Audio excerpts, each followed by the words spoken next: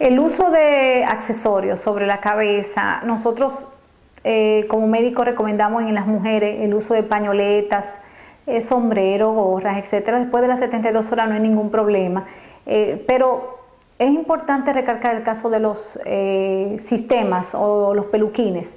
Hemos estado en diversas conferencias y hemos escuchado distintos colegas que algunos apoyan el uso de pelucas después del procedimiento y otros no. Yo voy a hablar sobre mi experiencia de varios años ya usando, haciendo trasplante de cabello y en muchos pacientes que todavía no han podido desconectarse del uso de los peluquines.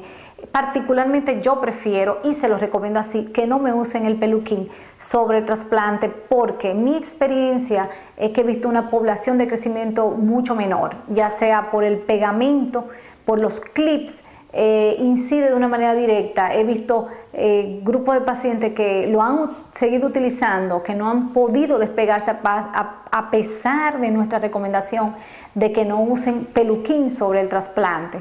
Es muy importante dejar que los folículos no estén en contacto con ninguna presión importante o un pegamento.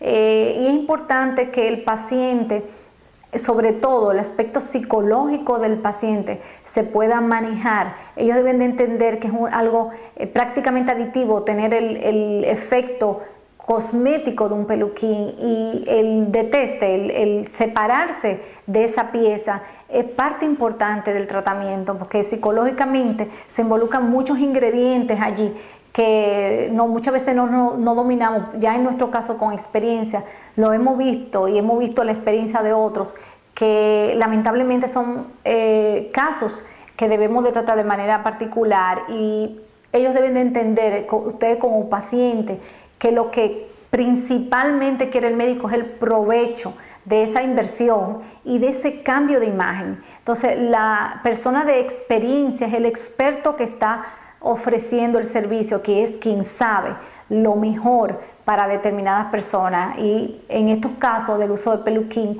nuestra experiencia es que el uso del peluquín de pegamento o de presión excesiva sobre el área recién trasplantada es prácticamente devastador. Yo recomiendo el uso sí de bandanas, pañoletas, gorros, caps, como llamamos, sombreros, diferentes, existen diferentes en el mercado y que pueden ser de fácil utilización y de adquisición por parte de los pacientes si lo ameritan.